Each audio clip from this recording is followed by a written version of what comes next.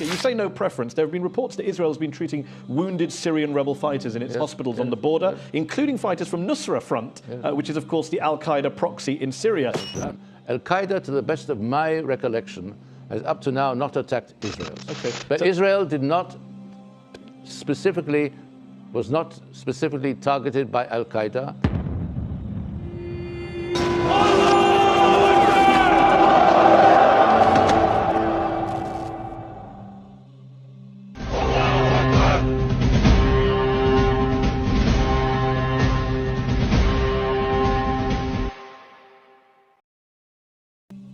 যারা আকীদার ক্ষেত্রে তাওহীদের আকীদা আছে, আর দিন কায়েমের ক্ষেত্রে গণতন্ত্র নাই, সমাজতন্ত্র নাই, রাজতন্ত্র নাই, পীরতন্ত্র নাই, তন্ত্রমন্ত্র বাদ দিয়ে জিহাদের পথে আছে, এটা আমরা সমর্থন করি।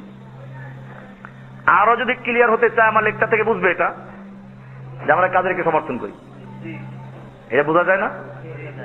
এরপরও কিছু ভাইরা আছে দল খুঁজে পায় না মোটে, এটা পরিষ্কার। আমরা এখন বর্তমান বিশ্বের আমিরুল মোমিনিন মোল্লা মোহাম্মদ ওমরকে বিশ্বাস করি। আমরা আমিরুল জিহাদ হিসেবে আইমান আল জাওয়াহিরিকে বিশ্বাস করি। এর আগে ছিলেন শেখ উসামা বিন লাদেন রাহিমাহুল্লাহ তাআলা রাহমাতান ওয়াসিআ। কাজে এখানে এটা বলা যায় না যে কোনো দল নাই। আমরা নিশ্চয়ই দল ছুট না, আমাদের অপবাদ দেওয়া নাকি।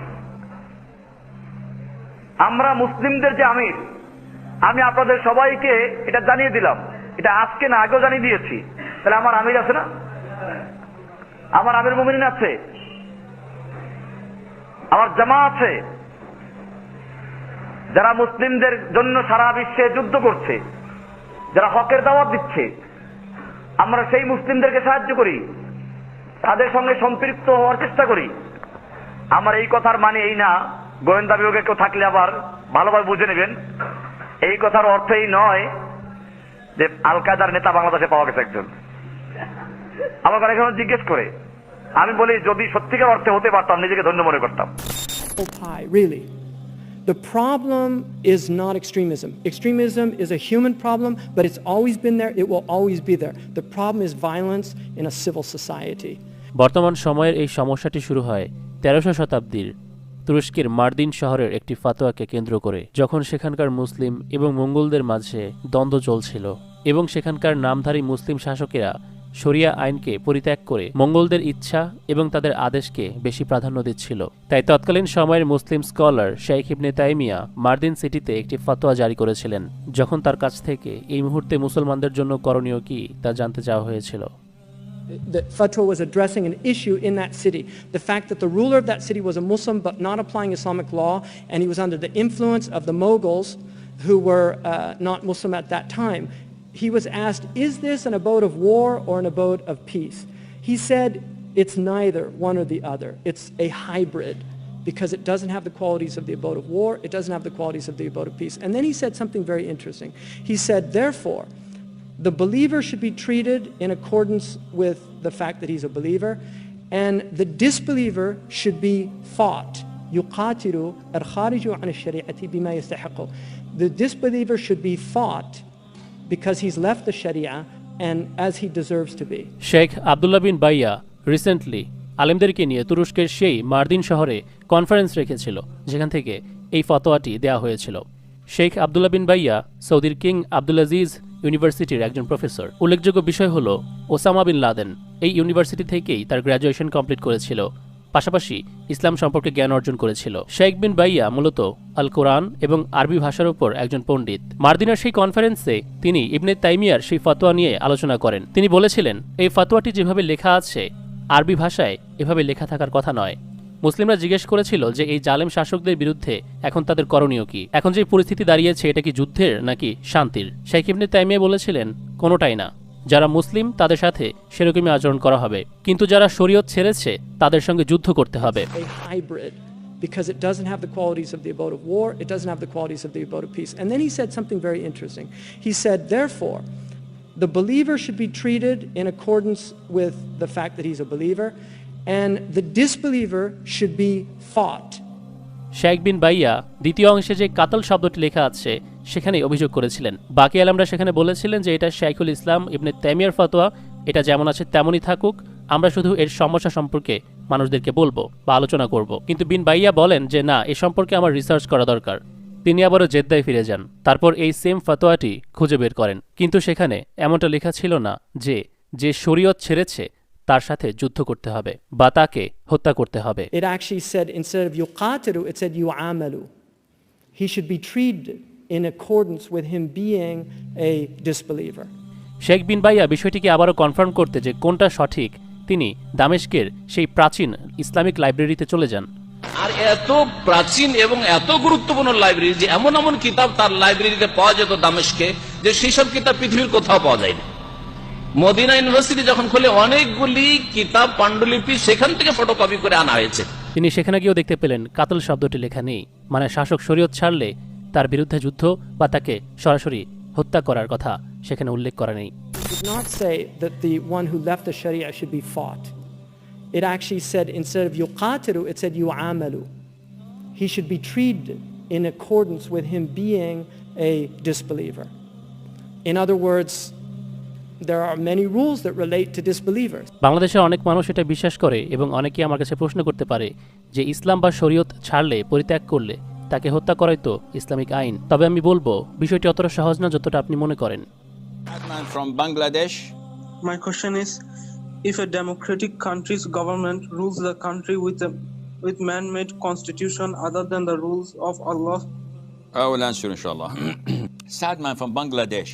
He's asking about if a country rules with democracy or man-made laws, and this country rules a Muslim country, is it taghut? Is it a kafir government? What is the reason behind asking such a question, Sadman? One of two. Either to know or to act. And 99.9% of people asking such a question usually are looking for a labeling concept so that they would act upon it. So when someone says a government or a ruler is a kafir, this ignites the idea of khuruj and overthrowing, rebellions, chaos, killing, and this is definitely not permitted in Islam. So, first of all, every country has scholars of its own, real scholars, not paid for scholars, not scholars that work for the government. I'm talking about real independent scholars. Your scholars have to be asked because they know the situation on the ground. Secondly, the issue of ruling with man-made law is an issue of dispute. Now, in the Quran, where you go to verse 44, 45, and 47 of Surah Al-Ma'idah, chapter 5, you will find that Allah Azza wa Jal tells us that whoever does not rule with what Allah has legislated or what Allah has revealed, then those are the kafirun, disbelievers, al-zalimun, transgressors, al-fasiqun, the sinners. So people usually take only the first description, kafirun, and they neglect the transgressors and the sinners, although it's in the same context. And why is that? Because they want to follow their whims and desires. By their concept, everybody should rebel and start to fight and bloodshed and chaos and killing, just to end like Iraq, like Yemen, like Syria, like Libya and other countries. This is what they want. They don't see beyond the tip of their noses. They're short-sighted. This is not what Islam preaches. Now, theoretically, those who implement other than Sharia law, are they kafir or zalim or fasiq? This depends on their intention, and this is something only Allah knows. Because if someone legislates something that goes against Islam and says Islam is not true, not correct, prescribing amputations for the thief and flogging of the person who drinks intoxicants and become drunk, or flogging a person who slanders or commits adultery or fornication, or stoning for someone who commits it. This is all not valid nowadays. Anyone who says this and legislates something else, believing that what he's legislating is better, he's a kafir, he's a taghut. There's no doubt in the mind of any Muslim. Now, if someone says, no, it's not better, but it's equivalent, he's a taghut. When someone says, I fully adhere to the Islamic ruling and I believe Sharia prevails and rules over, but I fear for my throne, I fear from the disbeliever countries, I feel that my people would rebel against me, blah, blah, blah. But I believe in Islam and Sharia, then he is a zalim or a fasiq. But he's a Muslim. So you have to look into things, but, and I say but with capital letter, bold, red, underlined. But you as a layman have no right to come and ask, is the government kafir or not? Is the ruler kafir or not? Because this is a trait of the Khawarij. This is a tendency to slander, to backbite, to curse, to work underground in order to undermine the government or whatever. And this is a formula of destruction fueled by the foreign intelligence agencies and fueled by shaitan. So abide by the Quran, abide by the Sunnah, abide by the true real scholars in your country who call you for unity, who ask you to be part of the community, not to destroy your community, and Allah Azza wa Jalla knows best. অনেকেই জিজ্ঞেস করে যে যেহেতু আমি সৌদির রাজ পরিবারকে ঘৃণা করি, তাহলে তাদের বিরুদ্ধে বিদ্রোহ করা বা তাদেরকে উৎখাত করতে চাওয়া আল কায়দা নামক সংগঠনকে কেন সমর্থন করি না? কেউ আমার অপছন্দের মানুষকে যদি থাপ্পড় মারে, তার মানে এই না যে তাকে আমাকে পছন্দ করতে হবে। ইসলাম আমাদেরকে এইভাবে যাচাই করতে শেখায় না। আমেরিকা ইসলামের শত্রু, তাই বলে 9/11 সঠিক ছিল, এমনটা বলা যেমন বোকামি। ইসরায়েলের ইহুদিদের জন্য আমেরিকান নাগরিকদেরকে হত্যা করাও একই রকম অনৈতিক। মূলত ইবনে তাইমিয়ার এই মিসপ্রিন্ট বা ভুলবশত ছেপে যাওয়া এই কাতল শব্দটির কারণে এই ফতোয়াটি আইসিস এবং আল কায়দার মতো দাহেশ সংগঠনগুলোর কাছে খুবই জনপ্রিয়। কিন্তু এই পুরো ফতোয়াটি যা এই সংগঠনগুলো ব্যবহার করেছে তা একটি মিসপ্রিন্ট ছিল। এই মিসপ্রিন্টের উপর ভিত্তি করে ইজিপ্টের আনোয়ার সাদাতকে হত্যা করা হয়েছিল এবং সৌদির রাজপরিবারের বিরুদ্ধে তাদেরকে উৎখাত করার জন্য ফতোয়া দিয়েছিল তানজিমুল কায়দা। এই সংগঠনের ফ্যান ফলোয়াররা বলে, ফতোয়া নিয়ে ততক্ষণ পর্যন্ত আলোচনা করতে পারবো না যতক্ষণ না আমি একজন মুফতি। প্রশ্ন হলো, মুফতি না হওয়ার কারণে যদি আলোচনা না করতে পারি, তাহলে মুফতি না হয়ে সাধারণ জেনারেল শিক্ষিত আইমান আল জাওয়াহিরি এবং ওসামা বিন লাদেন গুহায় বসে কিভাবে ফতোয়া দিয়ে দিল? Ayman Zawahiri was a pediatric surgeon. And these people are giving fatwa from caves in Afghanistan telling people to kill people. Now, their fatwa is based on a famous fatwa from Mardin. This has led to people like what they call Sheikh bin Laden. Somebody called me up on a recent Arabic program and said, what do you think of Sheikh Osama bin Laden? And I just said, first of all, what do you want from the question? Do you want me to be, if I answer, oh, he's a great guy, to be in Guantanamo Bay tomorrow? I mean, is that kind of the idea? Or what, you want, you know, I think he's terrible. But who made him a sheikh? Really, who made Sheikh Osama bin Laden a sheikh? Osama bin Laden is an accountant. একজন বাচ্চাদের চিকিৎসক আর একজন হিসাব রক্ষণকারী, আর তাদেরকে কিছু কুলাঙ্গার শেখ বানিয়ে দিয়েছে।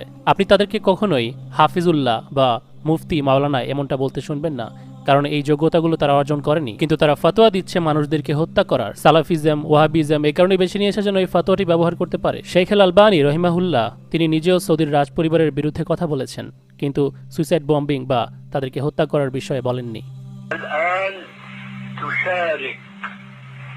السعودية في ضرب المسلمين في العراق بالقنابل المدمرة، تتعاون مع الأمريكان اليهود واليهود الذين استولوا على فلسطين بمساعدة البريطانيين والأمريكيين. أصبح من آثار استجلاب الكفار إلى بلاد السعودية أن يقاتل السعوديون معهم المسلمين، وهذه يعني مصيبة الدهر। আত্মঘাতী বোমা হামলাকে যা আল কায়দার প্রধান পদ্ধতি যুদ্ধ করার সেটিকে হারাম করেছেন। শেখ বিন বাজ রহিমাহুল্লাহ কোরআনের আয়াত ব্যবহার করে সুইসাইড বম্বিংকে হারাম ঘোষণা করেছিলেন। বিন বাজ রহিমাহুল্লাহর এই ফতোয়াটির বিরোধিতা সবার প্রথম কেউ করে থাকলে তিনি ছিলেন মিশরের শেখ আল কারাদাউই। ইসলামের জন্য এই ব্যক্তিরও যথেষ্ট খেদমত রয়েছে। তিনি মনে করেছিলেন ফিলিস্তিনের মুজাহিদ ভাইদেরকে এই ফতোয়া দিয়ে আটকে দেওয়ার চেষ্টা করা হয়েছে। তাই বিন বাজের এই ফতোয়াকে উপেক্ষা করে হামাসের এ ধরনের আক্রমণগুলোকে জাস্টিফাই করেছিলেন এই বলে যে সেখানে তারা যুদ্ধরত অবস্থায় আছে, তাই এরকম আক্রমণ জায়েজ রয়েছে। কিন্তু সেপ্টেম্বর 11-এর আক্রমণকে তিনি নিন্দা করেছেন এবং বলেছেন যে এটি শুধু শুধু নিজের দেশ থেকে উড়ে গিয়ে অন্য দেশে গিয়ে সিভিলিয়ান বা সাধারণ জনগণকে হত্যা করা, এরকম ধরনের আত্মঘাতী হামলা জায়েজ নেই, যার কারণে তাদেরকে শহীদ বলা যাবে না। বিন বাজ রহিমাহুল্লাহ এই ফতোয়া দিতে গিয়ে যে আয়াত ব্যবহার করেছিলেন তা ছিল সূরা আন-নিসার 29 নম্বর আয়াত, যেখানে আল্লাহ তাআলা বলছেন একে অপরের সম্পদ লুণ্ঠন না করতে এবং নিজেদেরকে হত্যা না করতে। এখানে কিছু মানুষ বলতে আসে যে এটি আত্মহত্যা সম্পর্কিত কোনো আয়াত নয়, বরং একে অপরকে হত্যার ব্যাপারে এখানে বলা হয়েছে। আমাদের আহলে সুন্নাহদের প্রসিদ্ধ যে তাফসিরের কিতাব রয়েছে যা সবচাইতে বেশি গ্রহণযোগ্য, সেখানে গেলেই এর জবাব পাওয়া যাবে। In Arabic, the best to tafsir ibn Kathir and of Tabari. ইমাম তাবারি বলেন, ব্যাখ্যাকারগণ আয়াতের এই অংশের একাধিক ব্যাখ্যা করেছেন। তিনি বলেন, কোনো ব্যাখ্যাকার বলেছেন এর অর্থ হলো যে ব্যক্তি নিজেকে হত্যা করে, কিন্তু ইবনে কাসির বিষয়টিকে আরও ভালোভাবে উপস্থাপন করেছেন। মুসনাদে আহমেদে রয়েছে রাসূলুল্লাহ সাল্লাল্লাহু আলাইহি ওয়াসাল্লাম আমার ইবনুল আস রাদিয়াল্লাহু আনহুকে জাতুস সালাসিলের যুদ্ধের বছর প্রেরণ করেছিলেন। তিনি বলেন, একদা কঠিন শীতের রাতে আমার স্বপ্নদোষ হয়। গোসল করতে আমি আমার জীবনের উপর হুমকি মনে করি, সুতরাং আমি তায়াম্মুম করে আমার জামাতকে ফজরের সালাত আদায় করিয়ে দেই। অতঃপর ফিরে এসে আমরা রাসূলুল্লাহ সাল্লাল্লাহু আলাইহি ওয়াসাল্লামের কাছে হাজির হই। তার নিকট আমি আমার এই ঘটনাটি বর্ণনা করি। তিনি বললেন, তুমি কি তাহলে অপবিত্র অবস্থায় তোমার সঙ্গীদেরকে নিয়ে সালাত আদায় করেছ? আমি বললাম, হে আল্লাহর রাসূল সাল্লাল্লাহু আলাইহি ওয়াসাল্লাম, কঠিন ঠান্ডা ছিল এবং আমার প্রাণের ভয় ছিল। অতঃপর আমার মনে পড়ে গেল যে আল্লাহ তাআলা বলেছেন, তোমরা নিজেদেরকে ধ্বংস করো না। একথা শুনে রাসূলুল্লাহ সাল্লাল্লাহু আলাইহি ওয়াসাল্লাম হেসে ওঠেন এবং আমাকে কিছুই বলেননি। দর্শক, বিন বাজ রহিমাহুল্লাহ অবশ্যই নিজে ঘরে বসে এই ফতোয়া তৈরি করেননি। সলফে সালেহিনদের ব্যাখ্যা তারা কি বুঝেছে এই আয়াত দিয়ে সে বিষয়টি তিনি তুলে ধরেছেন। শুধু মারা পড়ার ভয়ে এভাবেই সাহাবাগণদেরকে তিনি সালাত পড়িয়ে দিলেন এবং এই ব্যাখ্যা দেওয়ার পর রাসূলুল্লাহ সাল্লাল্লাহু আলাইহি ওয়াসাল্লামও কিছু বলেননি। এর অর্থ এই ব্যাখ্যা সঠিক ছিল, নইলে স্বয়ং রাসূলুল্লাহ সাল্লাল্লাহু আলাইহি ওয়াসাল্লামের সামনে এই ব্যাখ্যা দেওয়ার পর তিনি অবশ্যই কিছু বলতেন। আল কায়দার ফ্যান ফলোয়ার বলার চেষ্টা করে হক্কানি আলেমদের সুইসাইড বম্বিংয়ের পক্ষে ফতোয়া রয়েছে, অথচ আমরা দেখি এ ধরনের আক্রমণের বিরুদ্ধে উম্মার ইজমা রয়েছে। এ ব্যাপারে স্বাক্ষর করে আত্মঘাতী হামলার বিরুদ্ধে দেওবন্দীদের মাথার তাজ মোহাম্মদ তাকি ওসমানী সাহেবও সম্মতি দিয়েছিলেন। এ ধরনের হামলাকে হারাম ঘোষণাকারীদের মধ্যে তিনিও একজন। হানাফিদের মধ্যে মোহাম্মদ তাহিরুল কাদরি, এছাড়াও মোহাম্মদ বিন আল উসাইমিন রহিমাহুল্লাহ এটিকে হারাম ঘোষণা করে গেছেন। এরপর আর কোন হক্কানি আলেম বাকি থাকে যাকে আমরা এর পক্ষে বলবো? আবার এমনটা নয় তো যারা এর সপক্ষে কথা বলছে তাদেরকে আমরা হক্কানির লেবেল লাগাচ্ছি। মানুষ একটি বড় ধরনের কনফিউশনের মধ্যে রয়েছে, যেহেতু তালেবান নিজেদের পপুলারিটি হারানোর ভয়ে আফগানি আন জনতাদের কাছে ওসামা বিন লাদেনকে এক্সপোজ করেনি বা তার বিরোধিতা করেনি, কারণ মানুষের কাছে ওসামা বিন লাদেন হিরো হয়ে উঠেছিল সোভিয়েতদেরকে তাড়ানোর পর। আফগানিস্তানের শাসন নিয়ে কামড়াকামড়ি চলছিল নিজেদের মধ্যেই, তাই এদের বিরুদ্ধে সরাসরি কোনো স্টেপ নেওয়া হয়নি। তবে প্রতিনিয়ত তালেবান তাদের ম্যাগাজিন ইন্টারভিউতে বলে আসছে ৯/১১ হামলা আমেরিকা নিজেই ঘটিয়েছে। আমরা তো জানি আমেরিকা এবং সৌদি বন্ধু, তবে এখানেই শেষ নয়। বুশ পরিবার এবং সৌদ পরিবারের মধ্যেও ভালো বন্ধুত্ব আছে, আর সৌদ পরিবারের সাথে ব্যবসায়িক বন্ধুত্ব বিন লাদেন গ্রুপের ভালোই ছিল। সৌদি আরবের মক্কা মদিনার যত উন্নত মানের স্ট্রাকচার সব বিন লাদেন গ্রুপকে দিয়ে করিয়েছে তারা। সেই সুবাদে সালাম বিন লাদেন ওসামা বিন লাদেনের ভাই বুশ ফ্যামিলির সাথে ভালো সম্পর্ক করেছিল এবং বুশদের সাথে আরবাস্টো এনার্জি নামক একটি অয়েল এক্সপ্লোরেশন প্রজেক্ট তৈরি করেছিল। বিন লাদেনদের সাথে সরাসরি অর্থ লেনদেনের সম্পর্ক ছিল বুশ পরিবারের, এবং তা জর্জ বুশ সিনিয়রের সময়কাল থেকেই। তাহলে এবার বুঝে নিন সোভিয়েতদের সাথে যুদ্ধ করতে কেন বিন লাদেন গ্রুপের ওসামা বিন লাদেনকেই পাঠানো হয়েছিল সোভিয়েতে, এবং তাকে অজুহাত বানিয়ে মিডল ইস্টে তছনছ করেছিল। এবার আসি শুরুর সেই ভিডিওটির কথায়, যেখানে মোসাদের একজন সাবেক কর্মকর্তার বক্তব্য শুনছিলেন। সৌদি আরব সাধারণত আসাদ বাহিনীর বিপক্ষে সিরিয়ার রেবেল যেই ছোট ছোট দল রয়েছে তাদেরকে সহায়তা করছে, ফান্ড করছে, এবং এর পেছনে আমেরিকা এবং ইসরায়েল এরাও রয়েছে, আমরা ভালো করে জানি।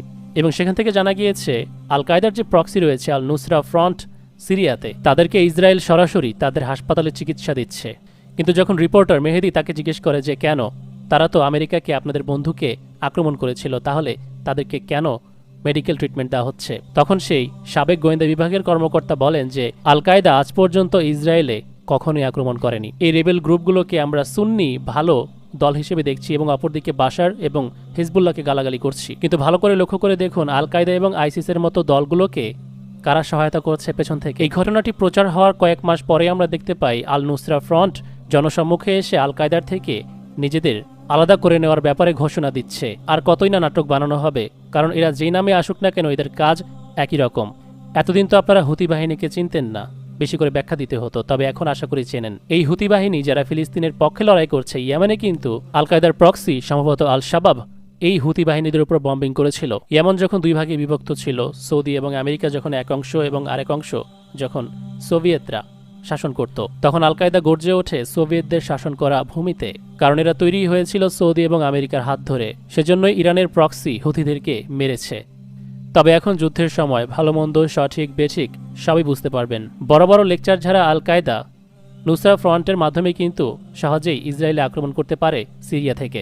সে জায়গায় আজও তাদের কোনো পদক্ষেপ আমরা দেখি না। অথচ বাশার আল আসাদ, যাকে অবশ্যই আমরা মুসলমান বলি না, তবে সে ঠিকই ইসরায়েলে আক্রমণ করেছে ইরানের প্রক্সি হিসেবে। এখনই বোঝার সময়। আল্লাহ তাআলা সবাইকে সঠিকটা বোঝার তৌফিক দিক। ভিডিওটি ভালো লাগলে অবশ্যই লাইক দিতে ভুলবেন না।